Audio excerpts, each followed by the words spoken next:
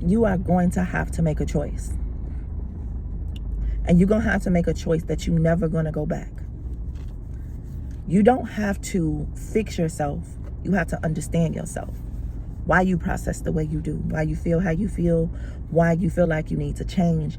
All of that process. You have to be able to do that in order to make this change. And the reason you have to do that is because you're reprogramming yourself.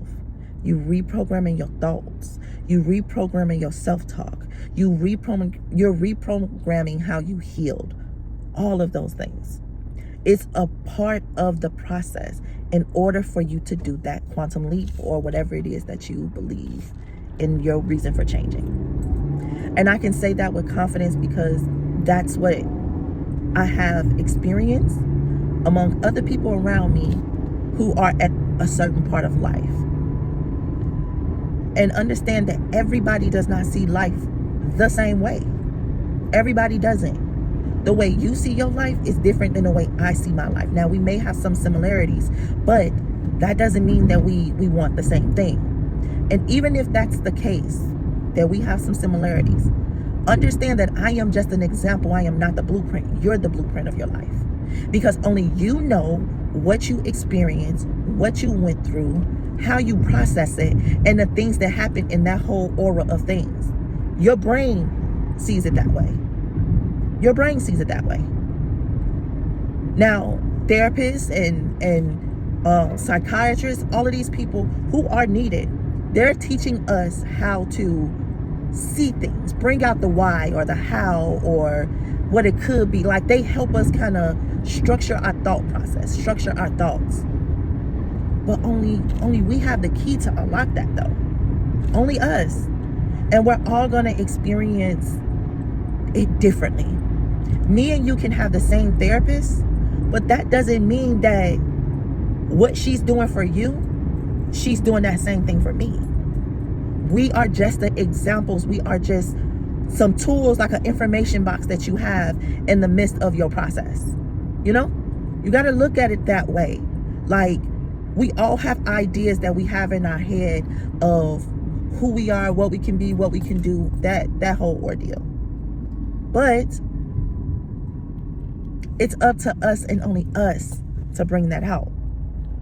And that's a concept that I really need us to really grab on.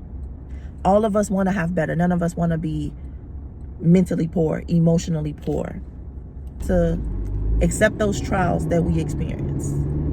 We have to work through those trials that we experience. And in so many words, I'm trying to tell you, you got to deal with your shit.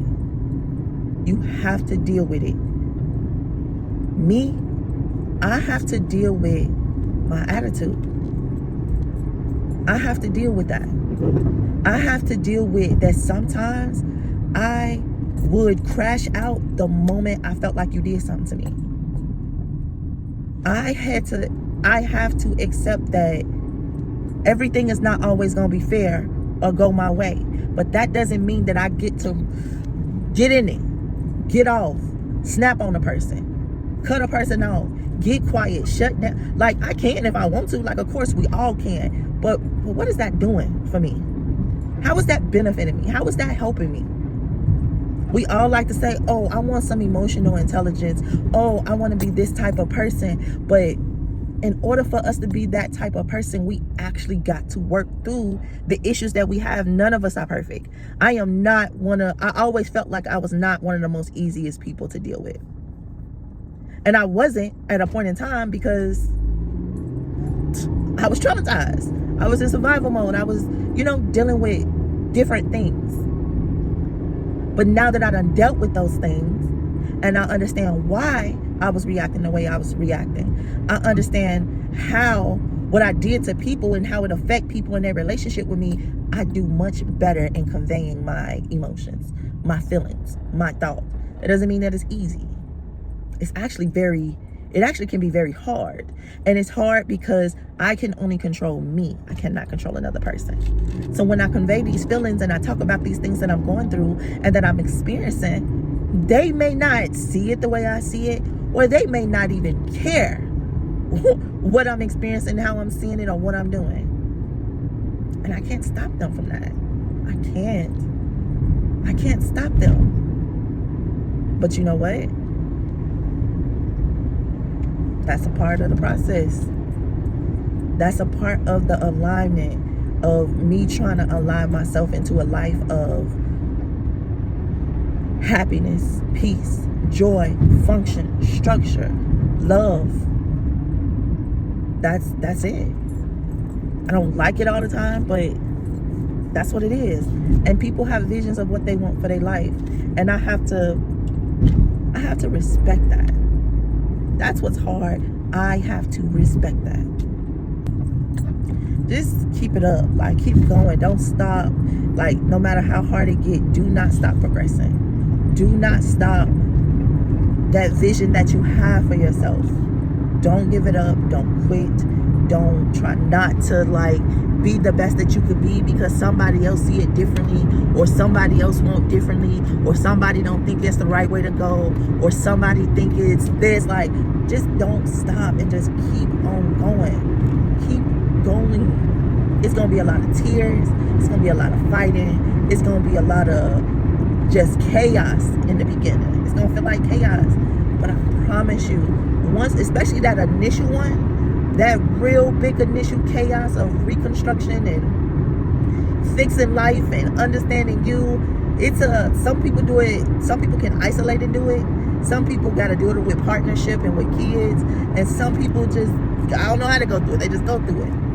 But I just can say that, like, bruh, I won't change it for the world. Honestly, I wouldn't. It's really tough, but I made it, and now I'm going through the process again because there's a different aspect of life, and I feel like I got a lot more hold on this because nothing is going to change if nothing changes. And now I'm in that stage where I have no choice but to change because it makes sense. I know the why, I know the how, I don't quite know when, but I got a pretty good handle on it. And the best thing I can say is keep going through it. It ain't all chaos and craziness and bullshit. It's a lot of peace in this. It's a lot of love in this. It's a lot of embracing in this.